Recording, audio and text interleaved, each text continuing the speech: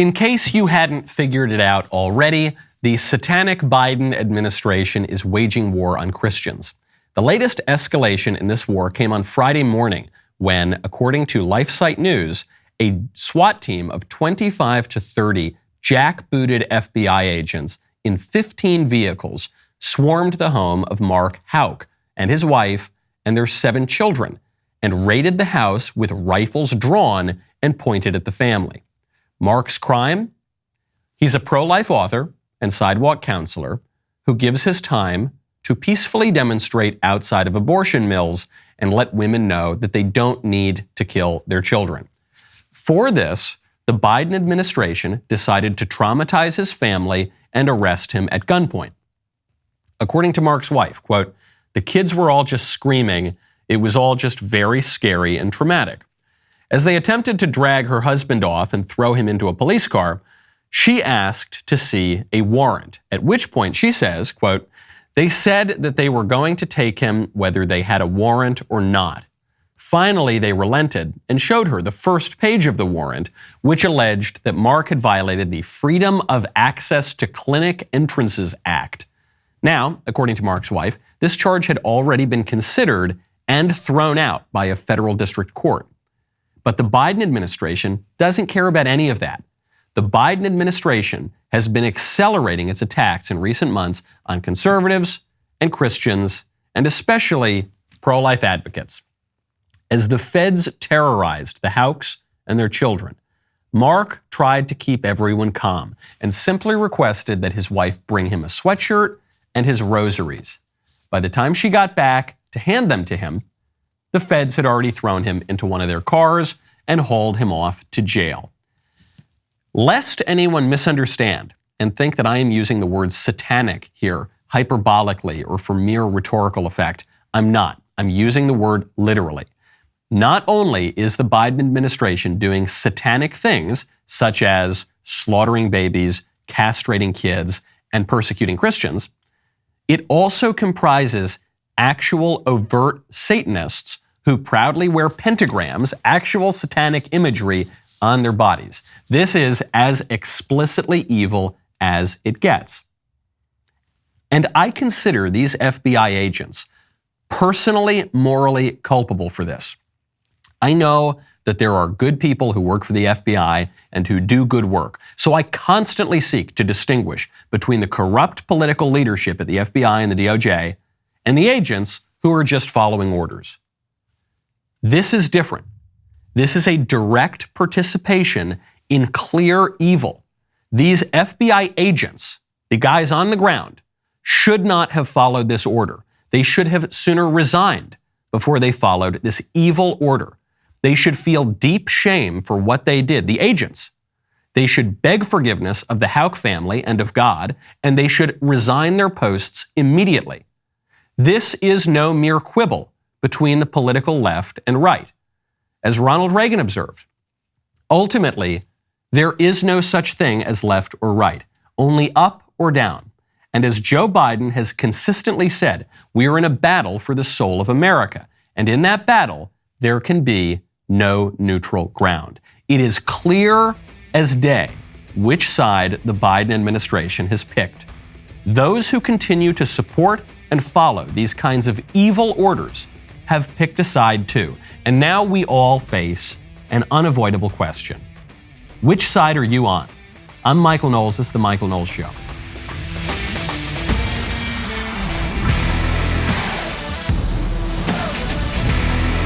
Welcome back to the show. My favorite comment on Friday is from Ralph Cole, who says, Michael, now that Ben is transitioning into a beard boy, are you considering doing the right thing as well? Thanks. Love the show.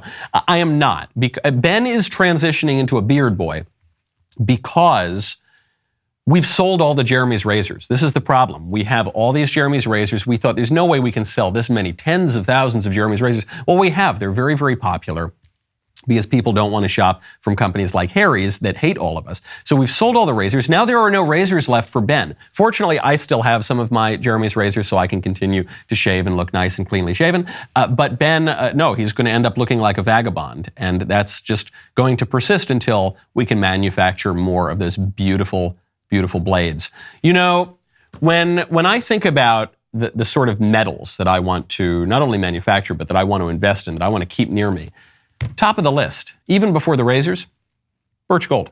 Right now, text Knowles to 989898. With the consumer price index increasing yet again, the stock market has been in absolute turmoil. What is the current administration doing to quell this surge of inflation? Spending more taxpayer dollars. Do not bury your head in the sand while your savings deplete. Diversify into gold with birch gold today. Text Knowles, KNWLES, to 989898, and Birch Gold will send you a free info kit on protecting your savings with gold in a tax-sheltered account. The experts over at Birch Gold have almost 20 years of experience in converting IRAs and 401ks into precious metals IRAs. With an A+ rating from the Better Business Bureau, countless 5-star reviews, and thousands of satisfied customers, why have you not checked them out yet? Gold has always been your best hedge against inflation. A diversified savings can protect you from downturns in the market. Head on over right now and text Knowles, KNWLES, to 989898, and Birch Gold will send you a free info kit on diversifying into gold tax-free. Take the necessary steps to hedge against inflation today. Protect your hard-earned money. Get your free info kit by texting Knowles, KNWLES, to 989898. I think it's good that conservatives generally try to distinguish between, the corrupt FBI political officials and the good FBI agents. I know FBI agents. There are lots of great FBI agents who have done a lot of good work. At a certain point, though, you can't just say, well, I was following orders. Well, I was following orders. Yeah, I showed up with guns drawn and terrorized this pro-life author's family because he had the audacity to peacefully, gently suggest that we shouldn't slaughter babies. I was just following orders. No, you were following orders, but you made a moral decision here. And I hold these agents personally responsible, and they should come out and they should apologize and they should quit their jobs. But they're close to retirement. I don't care. I don't care. What does it profit a man to gain more of his pension, but to lose his soul? That's what these agents are doing. These agents who follow these evil orders are giving up their souls. They're making a deal with the devil, and it's not worth it. And the FBI agents know it too. There was a great interview, I'd encourage you to check it out, between an FBI whistleblower and Dan Bongino. The FBI whistleblower who's talking about what these agents are saying on the ground, usually not to the press. He says, the number of guys who say, I don't agree with what's going on here, but I've got 3 years to retire, it's heartbreaking. If anybody refuses to get with the program, it's brutal, okay? And this agent actually is saying many of the same things that we're all talking about here. Saying, I'm just following orders, the Nuremberg piece, it doesn't fly. We know better. We're supposed to know that if they ask you to do something that's illegal, immoral, or unethical, following orders is not an excuse. That's when you become part of political hatchet jobs. I didn't sign up for that. Nobody I know signed up for that either. That is not what people want to get involved in. And he says there's more people than you think who are coming forward, and there are many who have already left the Bureau. And yes, it's true. People want to get their pensions. I get it. This stuff is just so freaking evil. Could you imagine that? You sign up, you join the FBI, you want to be the good guys, you want to punish the bad guys, and then what ends up happening? You bust into some poor pro-life author's home, terrorize his wife and 7 kids, guns drawn, because he has the audacity to say don't kill kids. Maybe we should not kill all these kids. That's what you're fighting for. That's what you're holding that gun for, is not to point the gun at the bad guys, it's to point the gun at the pro-life authors and their 7 kids. Don't do it. It's not worth it. Speaking of attacks on children and distrust of our political leaders, did you catch this ad that New York Presbyterian Hospital put out? This ad, on the one hand, it gave me the slight satisfaction that we were entirely right. It gave me the satisfaction of I told you so. It gave me the satisfaction of I'm Nostradamus and I predict the future. But it irritated me so much because of the gaslighting campaign going on from the libs right now, specifically with regard to myocarditis. Take a listen. I've been into fashion since I can remember. But one day I had a stomach ache so bad I didn't want to do anything. The team at New York Presbyterian said it was actually my heart. It was severely swollen. Something called myocarditis. But doctors gave me medicines and used machines to control my heartbeat. They've saved me. So now I can become the next great fashion designer.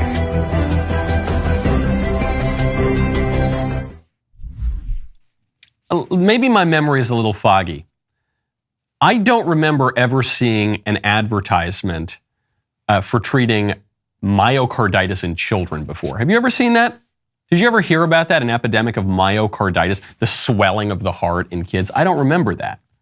In fact, the first time I even heard that word was when I heard it mentioned as a side effect of the COVID vaccine. And at the time, some people were reporting on this side effect where, especially in young people, their hearts would get really enlarged if they took the COVID vaccine. And at the time, it was reported as a rare side effect. Well, initially they tried to deny it, but then the libs had to admit it. Even the CDC admits that, yes, myocarditis, the swelling of the heart, is a side effect of the COVID vaccines, the mRNA ones specifically in young people, but it's a really rare side effect.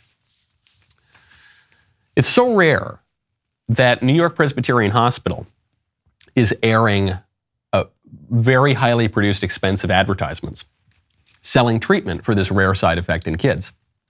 It's kind of weird, isn't it? Would you spend a lot of money producing and airing a commercial to sell a treatment for something that barely ever happened?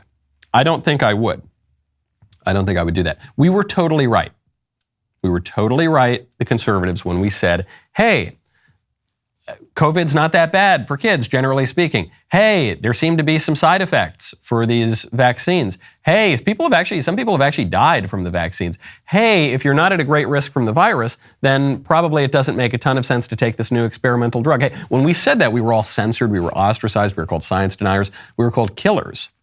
When we said there might be any side effects at all, and specifically for young people. And then what happened? They admit that we're right. They implicitly admit that we're right, but at the same time, they continue to censor us for saying the same things that they do. They say the things, they say, look, yeah, this might cause myocarditis, okay, and here's some treatment for it. Okay, that's wonderful. We've got these treatments. Thank you, New York Presbyterian. Now I'm going to go be the best that I can be. But then the minute the conservatives say the same thing, hey, this thing is causing myocarditis in kids, they say you're a crazy conspiracy theorist. You need to be kicked off of the internet. There is some good news on the censorship front. There is some pushback now on the censorship front. So there's a Texas law that prohibits large social media companies from banning users' posts based on their political viewpoint. This law was blocked by a court, and now a federal appeals court has lifted the block that was placed on the statute. This is known as House Bill 20. It was passed last year. It argued that internet companies have a First Amendment right to curate their content. The law said that the internet companies do not have a First Amendment right to curate their content. The companies then came back and said, no, we do. The First Amendment applies to us, and we ought to be able to decide what goes on our platforms. So the Fifth Circuit Court of Appeals says, today we reject the idea that corporations have a freewheeling First Amendment right to censor what people say. Of course you have to. Because if the corporations have the right to censor what is in the public square, then we lose our political power. Because we, the people, in self-government, have to be able to speak and debate issues in the public square. And I don't care if it's the government censoring me. I don't care if it's the corporations and the oligarchy that owns the public square that's censoring me. If I'm being censored and I can't say what I want to say in the public square, then it's exactly the same thing. And this is a major shift that conservatives have realized, because 10 years ago, 15 years ago, we would be shilling for the very corporations that are taking away our political rights right now. We'd say, well, if you don't want to be censored, then build your own Google. No, I don't think so. I think I'm going to pass a law and I'm going to wield the state to stop Google from destroying my political rights and traditions. But the free marketplace of ideas. Yeah, no, it's not a free marketplace. And actually, right now, the way that big tech operates is not in a free marketplace at all. There are three big platforms that have gained their market dominance largely through fraud and by exploiting legal loopholes. But even beyond that, even if it were a free marketplace of ideas, someone has to set the rules of a marketplace. That's true in a little bazaar, that's true in a shopping mall, and that's true on the internet as well. And we have the right to do that, and now we're going to do that. And great on the appeals court for acknowledging this. Now, what's bizarre in this world of left-wing censorship is that what is not censored, what is not banned, becomes mandatory. There's a clip that's resurfaced of the Senate candidate, the Democrat Senate nominee in Pennsylvania, John Fetterman, who was dressed up in a bizarre rainbow cape and hat looking Well, pretty much as weird as he always does, but in a slightly different way. John Fetterman was interviewed last year by some LGBT LMNOP activist on whether or not he believes that LGBT education, grooming, should be mandatory in schools. Here's what he says. Now, with the, especially education, which is what our focus here at Powered Rainbows is, would you support the Department of Education making it mandatory in all schools for LGBTQ education? I'm sorry, I didn't hear the last part of that. Would you make it? Would you be supportive of legislation that makes it mandatory for LGBTQ education in our schools for history, literature, science, and so on? I'm for as many perspectives and letting everybody be included in, because we're all part of America and we all have history, and that should be a part of American history, because you are a part of America in these communities, you know. So he's trying to avoid giving a direct answer to the question, but in trying to avoid it, he does give a direct answer. He's saying, I want everything to be included, everything including, apparently, LGBT education. I don't know what LGBT education is, by the way. What does he mean? Do you think LGBT education should be mandatory in schools? What, teaching them how to do the stuff? Teaching them what is LGBT education? Sounds like grooming to me. I know that word is being bandied about a lot, but if you're teaching someone the ins and outs, as it were, of LGBT, then isn't that grooming? Isn't that what the conservatives are accusing the libs of doing? The libs are basically admitting it right there. And of course, John Fetterman doesn't want every perspective included. He doesn't think the Bible should be taught in schools. The fundamental text of Western civilization. I promise you, John Fetterman doesn't think that should be taught in schools.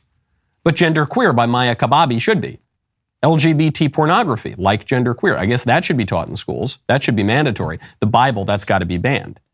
Speaking of LGBT activism, by the way, the most delightful, hilarious clip of the weekend comes by way of the LGBT community and LGBT issues, which is Joe Biden apparently blaming Elton John for AIDS. By the way, it's all his fault that we're spending $6 billion in taxpayer money this month to help fight HIV/AIDS. You could see Elton John there. He's like, what is this man? Is he blaming me for AIDS? And then blaming me for spending taxpayer money on AIDS? And Biden finally finishes. And Elton John's looking so puzzled. And then Elton John goes, he has no idea what he's saying. I'll just smile. And he kind of gives a little smile and gives some applause. I assume what Joe Biden is trying to insinuate here is that Elton John lobbied for this government spending on AIDS. But the way it comes out is that's not how it sounds. It says, we got to blame this guy. This guy, this guy, come on, Jack. This guy, him and Corn Pop went down to a few too many bathhouses. Now we got to spend $1 gazillion a year money on AIDS. Come on, give a round of applause for Elton John. It's like, what? What the heck, man? That's as homophobic as it possibly gets. Usually, however, LGBT activism is not quite so funny. That was a very funny clip. Usually, it's not quite so funny. There's a British girl who has gone viral for describing an experience that she had in the gender-neutral changing room, which she says she supports, by the way, because she's so politically correct and liberal and open-minded and tolerant. But despite all the wonderful promises about how gender-neutral bathrooms are going to lead to greater equality and flourishing for everybody, that's not what happened. So I was just in Primark in Cambridge, and I feel really stupid being emotional about this, but I was trying on some clothes, and it was a unisex changing room, which I'm really for, and I love that because, it makes everyone feel included. But twice, 2 men opened the curtain, walked in on me. Luckily, both times I was wearing fully clothed, but I could easily not have been. It was 2 different people, clearly from the same group, and there was probably 100 changing rooms available. So it's not like, it was like, oh, is someone in here or not? It was, clearly. I just want to say to people, please be careful. And if you go in the changing room, try not go on your own. I will never be doing that again. I would rather take it home, try it on, and then take it back and get refunded. This woman is never going to try on clothing in a store again. Because why? Why can't this woman do a really basic thing involved in shopping for clothing? Because men are now allowed to get naked in the same rooms as women. And the only men who are doing this, by the way, are mentally ill men who think that they're women and who have bizarre sexual fetishes and desires. And it turns out that those mentally ill men with bizarre sexual fetishes and desires sometimes behave sexually inappropriately and pull the curtain open on women as they change. Who could have guessed? Wow, stop the presses. We got a man bites dog story here, folks. No, we don't. Of course this happened. And why are we even in the position in society where this can take place, where this woman could be victimized in this way? Because we've indulged all those completely insane premises. And why have we indulged those insane premises? Because we were told by the liberal brainiacs that actually men and women aren't different. And even though they seem different in every way, even though, not in every way, there are similarities between men and women, but even though by all of our senses we can tell that there do exist differences between men and women, and those differences are significant, we have to deny that reality. We have to ignore reality because of their egghead pie-in-the-sky ideology, their wonderful utopian idea that men and women are exactly the same. And if the reality doesn't match the theory, it doesn't mean that the theory's wrong. It means that we have to deny reality. And so now we can't go shopping anymore. We can't go shopping, can't use the bathroom. You can't send your daughter into a changing room at the public pool because you know there's very possibly going to be some creepy dude in there with some bizarre sexual hang-ups waiting to prey on them. So what do? Do we change the rules? Do we tell the liberal eggheads that they were wrong? Do we tell the men to stop putting dresses on and to start dressing like men and to start behaving? No. We just allow society to crumble and we lose all of our nice privileges that we all enjoyed and our nice way of life. And we lose that because of a theory that's preposterous. I'm beginning to think we need gender clinics. You know, on the right, we've been now saying that we need to get rid of all these gender clinics, certainly the pediatric gender clinics, but the adult gender clinics too, you know, where a man goes in and he gets a doctor to chop him up and make him look more like a woman. I think we need gender clinics. We need many more gender clinics in America. Here are the gender clinics. If you're a woman, the gender clinic they already exist, but we need more. It's called the beauty salon. And for the man, what is the gender clinic? The gender clinic, I don't know, it's a cigar bar, it's a gymnasium, these things already exist. If a woman goes in to the doctor and says, "Doc, I feel like a man. I think I might be a man, you know, and I want to dress like a man and cut off my hair really short like a man and even chop up my body." The man is going to say, or the doctor is going to say, "Okay, ma'am, I'm prescribing you one trip to the female gender clinic and I'm going to prescribe you a mani-pedi and a nice hairdo and a little bit of makeup. And then you're going to go there and you're going to look more like a woman and probably feel more like a woman. And you are going to do your duty and your responsibility, if you're a woman, to behave like a woman. And if you're a man, to behave like a man." That's the gender clinic. I want a federal law. Congress, get on it. Speaking of reactions against this kind of crazy, crazy stuff, the greatest news right now in international politics is coming out of Italy. And that would be the Italian elections last night. The Italians have elected a conservative government led by a woman named Giorgia Meloni. How do you know that Giorgia Meloni is great? You know Giorgia Meloni is great because The Atlantic is calling her a fascist. You know that Giorgia Meloni is totally spot on the money because the libs are losing their minds and they're doing what they do anytime anybody to the right of Hillary Clinton gets elected anywhere. They're saying, this is horrific, it's Nazi, it's fascist, it's racist, it's thisist, it's thatist, it's undemocratic. Yes, that's right. More people voted for this lady than voted for the other people, and that's why it's undemocratic, because the people voted for her. Well, so what has she said that's so fascist and Nazi and racist and terrible? Here's what she said. I will translate for you a beautiful little speech from Giorgia Meloni. Potrei farne tante altre di queste domande.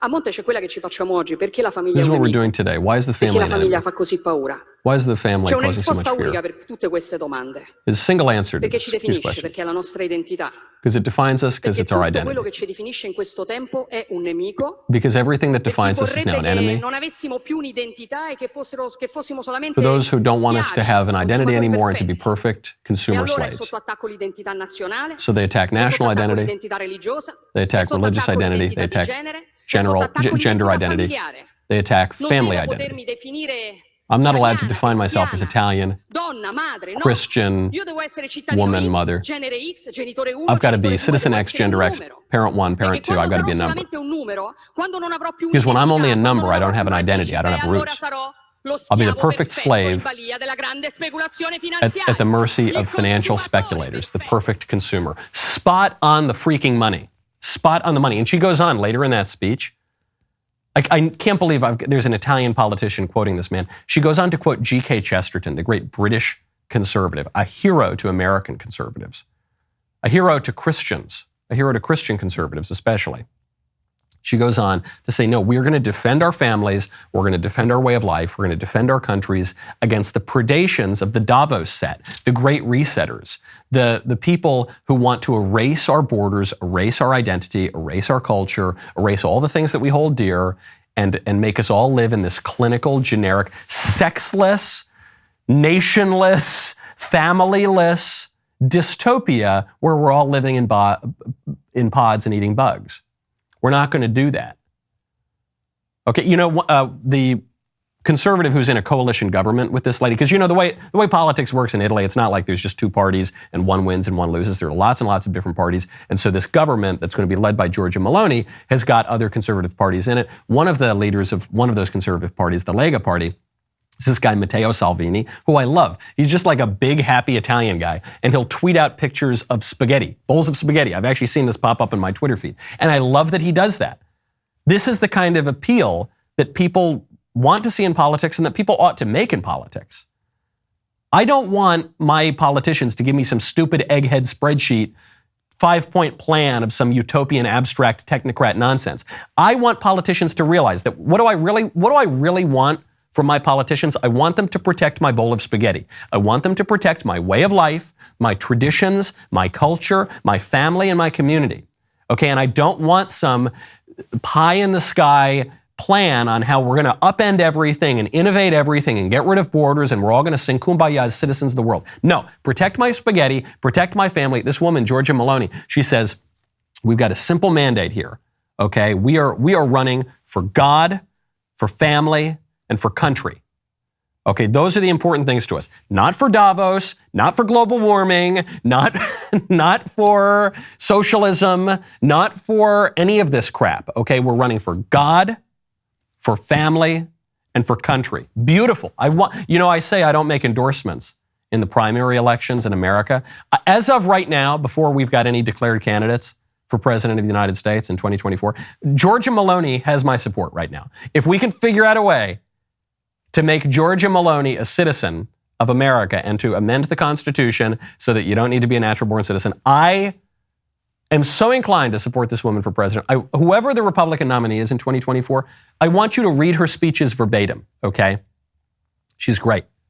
If you look on Wikipedia right now, Wikipedia says that she's a far-right, hard-right candidate.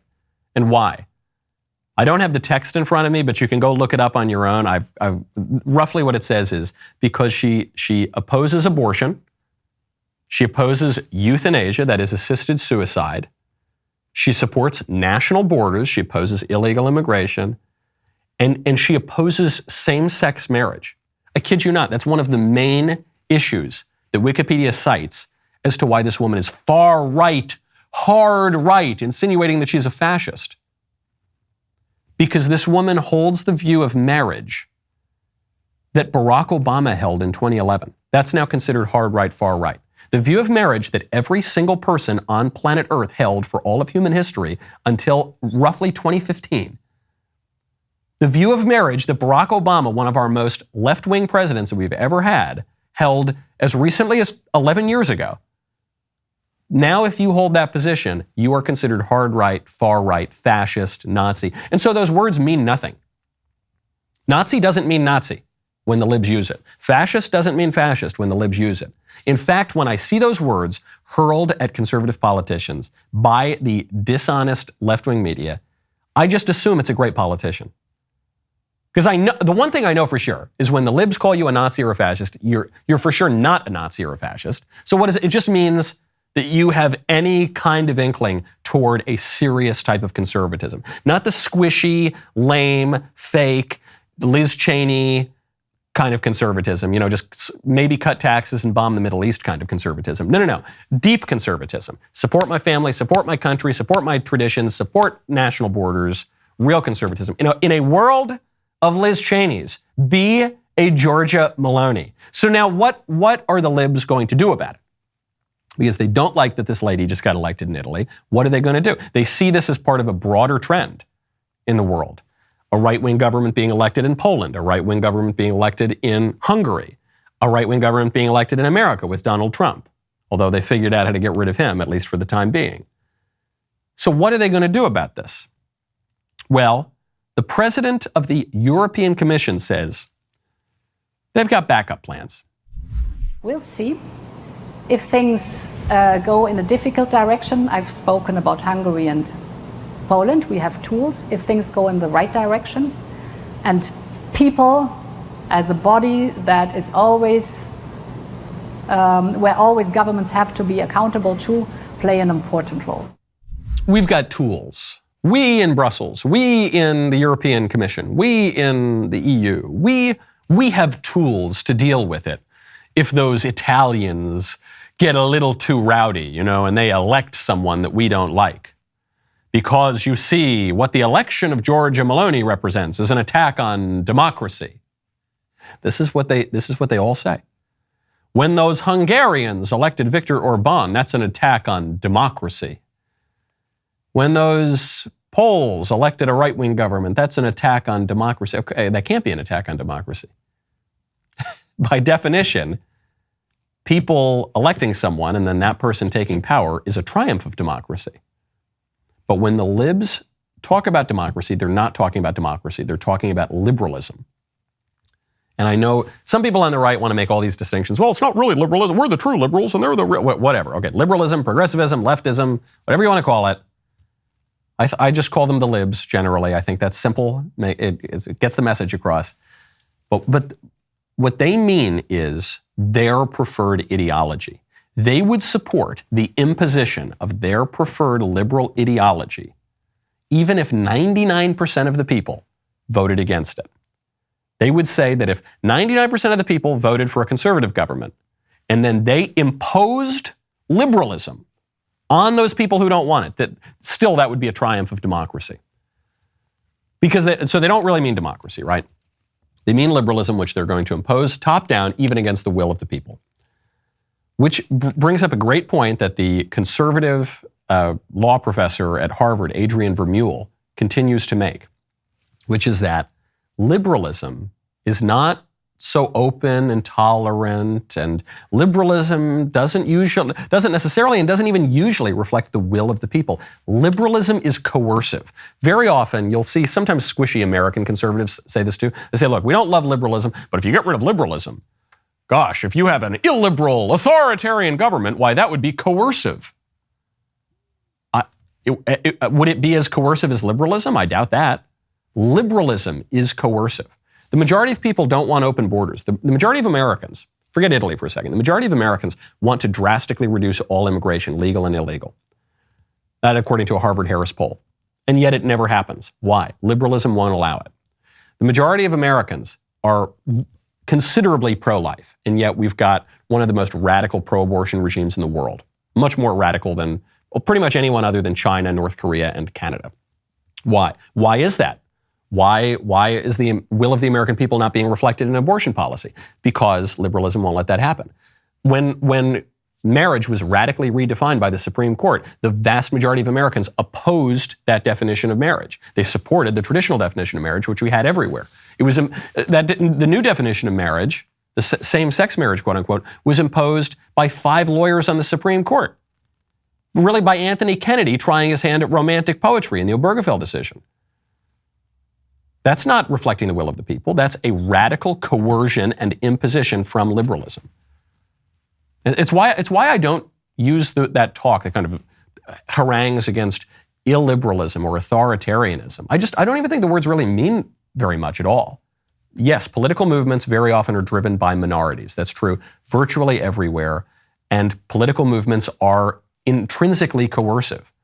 And liberalism, as far as I can tell, is pretty much as coercive as it gets. You know, sometimes it feels as though the left is coming at us from every angle. And we are just one mean tweet away from being canceled for good. Take heart, everybody. Free speech is alive and well here at the Daily Wire, because when I and my cohorts hold our all-access lives behind the paywall, no one can stop us. I'm extremely excited to let you know that Jordan Peterson, who's recently come into our fold, will be hosting his very first all-access live tomorrow, September 27th at 1 p.m. Eastern. That is right, a Q&A with the great public intellectual Jordan Peterson. Jordan's All Access is exclusively for Daily Wire Plus All Access members. So if you are not a member yet, go to dailywire.com/Knowles to subscribe today. The liberal stuff is not popular. And it's not just that it's not popular in the red states and in the conservative parts of the country and countries. It's not popular frequently even in the liberal places. Nancy Pelosi was just booed at a music festival in New York City. As Speaker of the House, I am here to thank you for your dedication. Nancy Pelosi.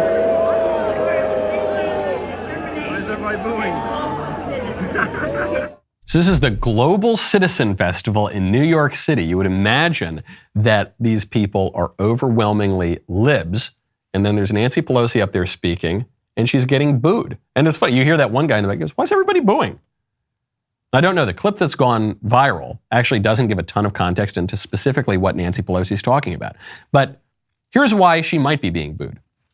Because everything that the Democrats have touched has turned to ash. The economy, foreign policy, education, immigration, and everything in the middle.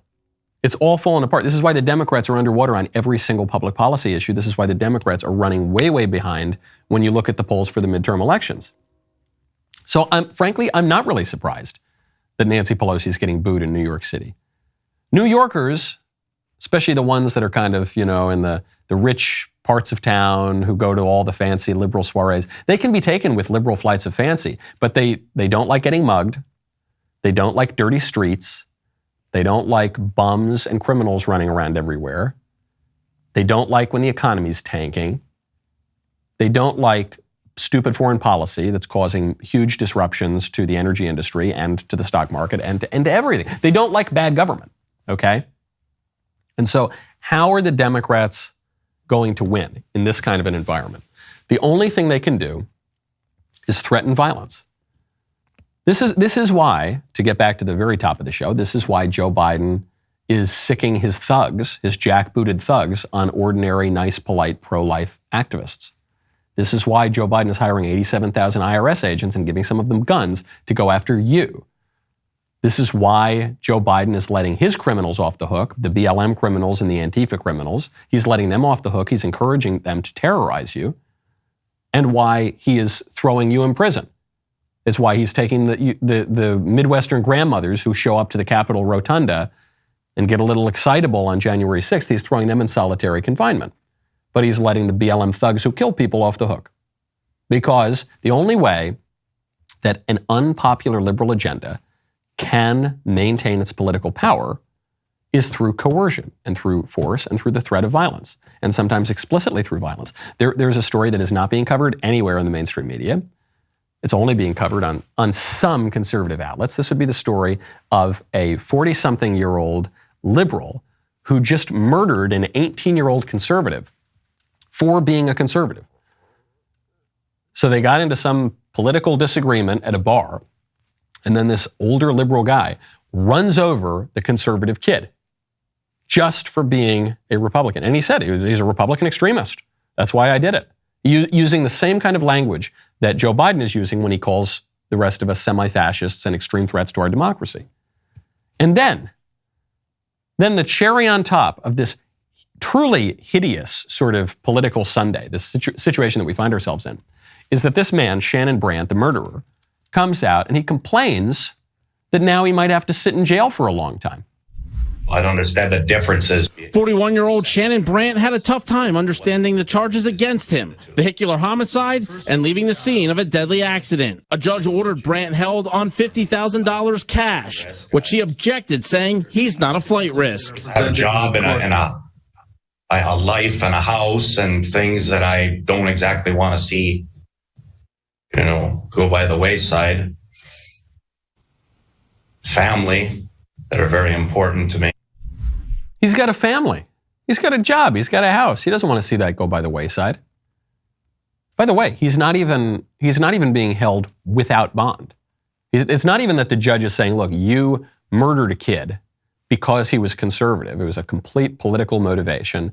And so I'm just going to hold you in jail until your trial. It wasn't that. He said, okay, I'm going to let you out of jail. $50,000 bond. It's not even that high.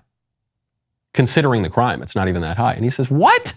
I got to come up with 50 G's? Come on, man. I got to get back to work. That's not how it's supposed to work in this country. I'm a Democrat. I'm supposed to be able to do whatever I want. That's what the George Floyd people did.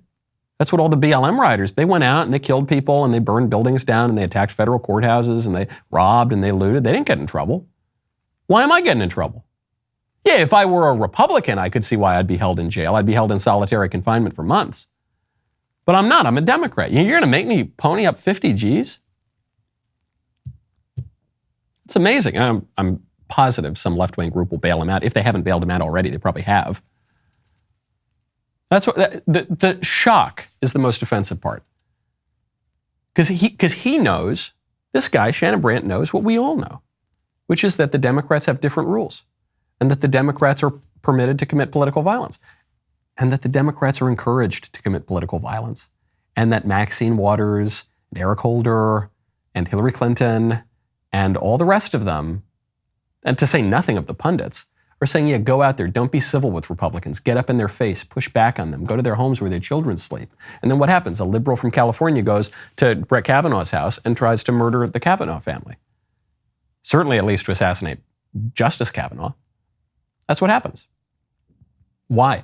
Why was he even allowed to get close to the guy's house? Well, because the libs had been permitted to illegally protest outside of the justices' houses. No consequences whatsoever. With the encouragement of the White House, actually. They said, look, we have no position on where people protest. Wink, wink.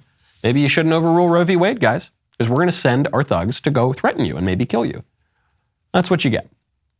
Speaking of attacks, about 4 or 5 years ago, there were a spate of attacks on conservatives at college campuses, and I know this very well because I was the subject of one of those attacks, but it wasn't just me. I was attacked by some Looney Tune with a super soaker full of who knows what kind of liquids at University of Missouri, Kansas City. But you saw attempted attacks on Ben, on Ben Shapiro at different schools. You saw attacks on Ann Coulter. You saw attacks on people all around There were so many, the names even escape me at this point. There was one on, I think Charles Murray, they went after him. Andy Ngo, obviously. Anyway, there are lots and lots of attacks. And then it kind of calmed down for a little bit. I think the libs figured out that attacking people at the college campuses had diminishing marginal returns, so they stopped doing it. Now I guess it's back because Tomi Lahren was just attacked at a University of New Mexico event. The school said that protesters vandalized university property, unlawfully pulled a firearm. They were so threatening and violent that I don't think Tomi even appeared for the event. Take a listen.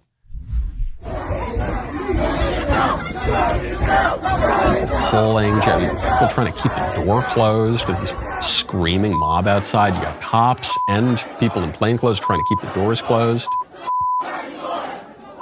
These left-wing maniacs. F. Tomi Lahren, F. Tomi Lahren. Can't tell if that's even Tomi speaking. Certainly the event was disrupted, this TPUSA event.